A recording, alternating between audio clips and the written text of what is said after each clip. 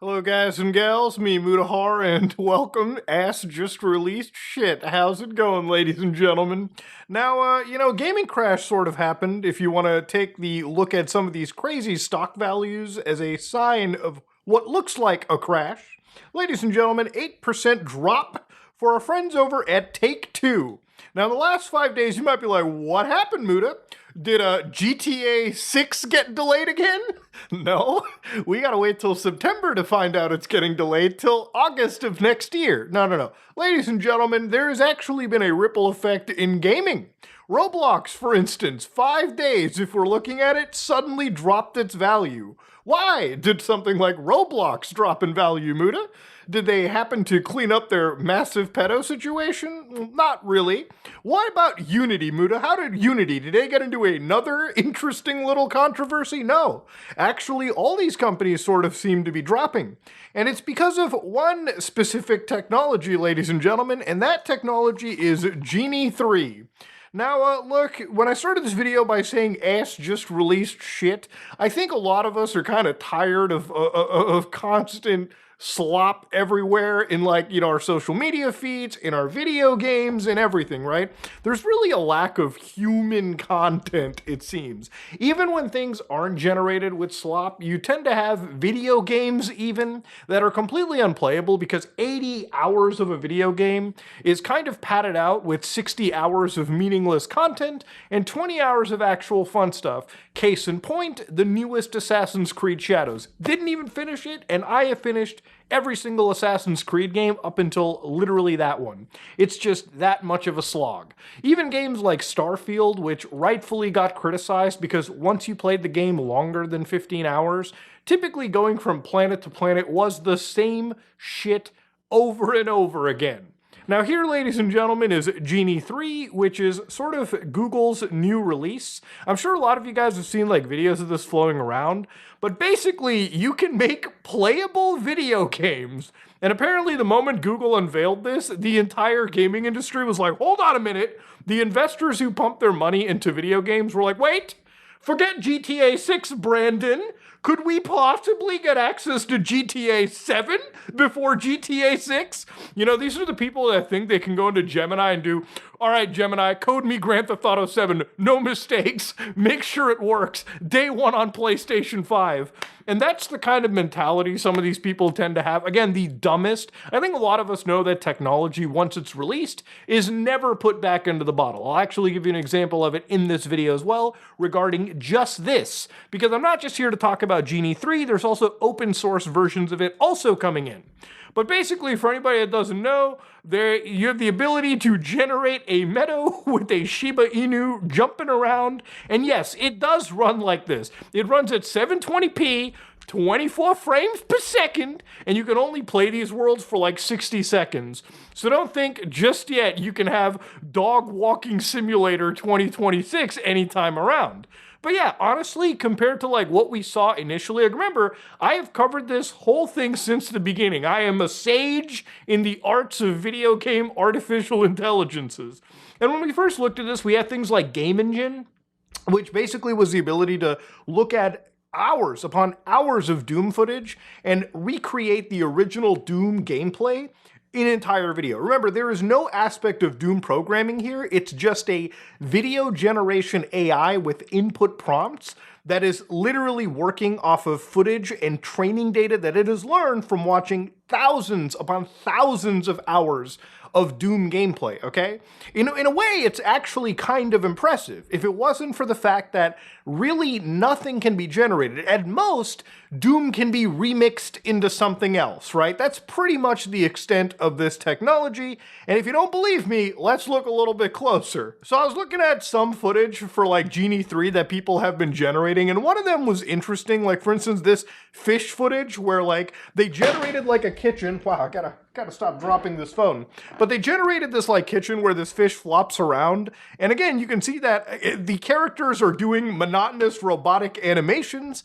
But the fish is actually somewhat acting in this world coherently, right? Like they've generated a kitchen, and when you, I guess, move your camera around, there is some era of object permanence. You can go through legs, and there is some understanding of physics, okay? The AI models are actually putting together the physics. So, in a way, like technically speaking, it's actually impressive to see.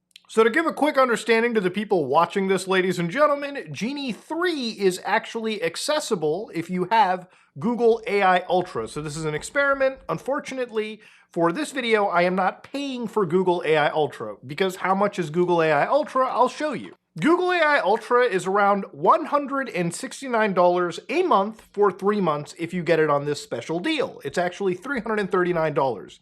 Now, the reason I don't want to give money for this is, A, I believe that, providing and giving money to these companies for AI stuff and these subscriptions is kind of just normalizing the ability to take away computational stuff from us. So I'm not going to really give them money for this. And ultimately, at the end of the day, nothing that Google AI Ultra offers me is anything that really screams worth it for this price. Even if I wanted to use something like Gemini, which from time to time, like I'll occasionally jump in and do, I don't need to be giving them that much money for it. But that is how expensive and how locked this actual feature is. Because as you can imagine, if Google allowed every single person access to this, well, well, they'd be going through a pretty big load, so to speak. Now, again, there's more footage for this as well, too. For instance, this is what appears to be a penguin running in the Arctic. Now, of course, the big thing about this is you can use your keyboard to sort of move things around. You can jump, but that's pretty much the extent of what I've seen over here. Now, of course, every single video is literally 1 minute long, and that's because it can only last for a minute before the entire, AI world just shits on itself. It stops, and then you have to basically generate an entirely new one. So, of course, what is interesting, though, is you can just sort of see where the copyrighted material was grabbed from. So, for instance, this clip shows Fortnite, where, again, the actual player is running through, and it actually looks pretty good. Like, they're actually walking and running around. So there is this somewhat understanding of, like, physics, right? It's actually a lot better. Remember, we started from Counter-Strike AI generating on my GPU, right? And now we're sitting here with like actual copyrighted fucking Fortnite. I wonder how Tim Sweeney feels about this, to be honest with you, but you can see that in many ways, right? Like the actual AI is having trouble like counting down even. Things are sort of like melding together. It's more logical than it was before, but that's basically the gameplay. And where it gets even wilder too is when like people try passing it off as if it's a real game. So for instance, right here, this is I'm gonna leave the comments to guess what game this could be, because it sure as fuck doesn't look like Dark Souls 3 to me. In fact, wait just a second. So the game actually, you go down, you respawn, and it's basically given up all intents of trying to mask what it is, because you've got literally the fucking Dark Souls 3 UI popped in there. Yes, that is what it is. And I guarantee you this is, what is this location in Dark Souls 3? I think it's the High Wall of Lothric, so like one of the starter locations in the game. Yes, that, my friends, that, my Padawans, is basically the extent of what Gemini or Genie 3 is sort of doing. Now, it's basically caused a lot of the ripple in like the video game world. Like, I guess investors are thinking, whoa, wait a minute, why do we need to wait 2 years? Or like, how long has GTA 6 been in development for? Like 6 years at this point, over that? Why even wait that long when you can just generate GTA 6 in like a few seconds? And ladies and gentlemen, some people have actually attempted to do that. In fact, there have been a few videos where I've seen people take the screenshots from GTA 6's official website, throw it into Genie 3, and they were actually able to walk around this like weird GTA 6 world where it very like quickly in 20 seconds started to resemble actual Grand Theft Auto 5. Now, of course, obviously, I wouldn't just start these videos and talk about them because I wanted to just yap about the gaming crash. The reality is, Genie 3 is something that is locked behind what appears to be Google servers, right? And, it's basically from, I had to guess, like a several billion parameter model that is allowing Google to run something in almost real time. So 720p, 24 seconds for a minute. Now, on the other side of the world, in China, they've been sort of releasing all the open source models imaginable. One of them, a few days ago, as soon as this was released, they dropped Lingbot World, okay? So this is the problem. You can't put the AI genie back in the bottle because every time the Americans do something, the Chinese do something too. And the Chinese do it in an open weight, open source model. So I guess you can just grab these things and run them for yourselves. Now, to show you how computationally expensive this is a video demo of Lingbot, right? Now, I'm unable to show it for you because, honestly, I can't even run it on my system, right? So here I actually have Lingbot downloaded. So here's the files for Lingbot, and this is just the released version, which is CAM, so you can't even control it. The actual action version has to release too. And if you look at the properties for this, if you just look at the size, the whole AI project is 156 gigs. So this is larger than most AAA games that you can get, larger than Red Dead Redemption, actually larger than Starfield, and somehow just less coherent than all of the, well, Starfield specifically. Red Dead 2 is an exceptional game. But to show you guys the sort of footage over here that's playing around, they kind of gave some comparisons. So for instance, this is Genie 3, and this would be the CAM version, which again is not directly controllable, but to show you the comparisons is actually quite interesting. So for instance, in Genie 3, they're flying around, and inside the Lingbot with the pre-designed camera movements, they're able to render these worlds, right? So again, this video is having a bit of a harsh time playing. I don't know, there's something going on with GitHub right now. So yeah, you can see right over here, they're like moving the character constantly back and forth. And you know, for the most part, this open weight model is doing pretty good compared to the actual proprietary stuff on the left. Now, obviously, look, I can't run this because I guess I just don't have enough VRAM on my system. I have a 4090. And again, I don't have like a full AI server in my home, so I can't exactly be running like Lingbot world-based cam like I normally would for these videos, so just apologies right there and then. But of course, you've also got Ling-based World Act, which again, it's to be released, and more importantly, what I should be able to run is World Fast, which is the fast model. In fact, actually running this was kind of annoying because if you look into the issues regarding this, they're currently having problems with like dependencies. So if you do want to run this at some point, just wait a little bit for things like a Docker container where everything is sort of like assembled for you, right? But yeah, even in the world of like AI generated videos or AI generated worlds, we're getting to the point where even if you don't want to go with Google, sooner or later there will be more efficient models like this from the Chinese that are released. And not only are they released, but apparently they may also be longer. But to give you an idea, this is the examples that they're showing in this world too. So Ling World, for instance, compared to like Genie 3, is something that is obviously they're designing for you to run it hopefully locally on your own system. It's open weighted. But yeah, you can see that swimming through a world is something that is possible to do here. Flying through a fucking painting, a world that resembles Okami is possible. And then you can blatantly see how much of like the copied material it is. Like this is straight up Grand Theft Auto 5, Sandy Shores, like you can actually see the motel. But the big thing about it is like compared to what we had like a year, 2 years before, this shit is way more coherent and it works way better. You know, back when I was simulating Counter-Strike, like looking away from the screen was enough to break the matrix. But here, it seems things can actually work pretty well. But importantly enough for this whole thing too is like one of the big things that I saw from this was apparently they were able to generate some of these videos for like up to 10 minutes, which is so massive. Because if you look at like AI video generation right now, like it barely allows you to generate a video for about a minute before like it stops because it's just so expensive. The longer a video takes to generate, the more computation, the more RAM, the more memory everything requires. So to see them do like 10 minutes, bro, that's crazy shit. And of course, obviously the big thing too is like memory as well. So when something goes off screen, like that cat, for instance, as you saw, it can actually come back into the frame. So yeah, dude, from like years ago, kind of crazy stuff to see. Now, is this worthy of the gaming industry shitting itself?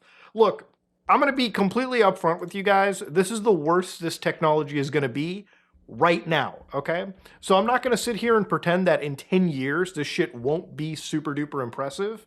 But like, I think we're at this weird point where a lot of I do have to ask the question, right? Do we feel okay with everything being personally generated? I feel like part of the big thing about video games, and recently I've been playing like games again. Like I'm just recently going through Persona 5 Royal, so I'm gonna 100% that game, like do everything in it.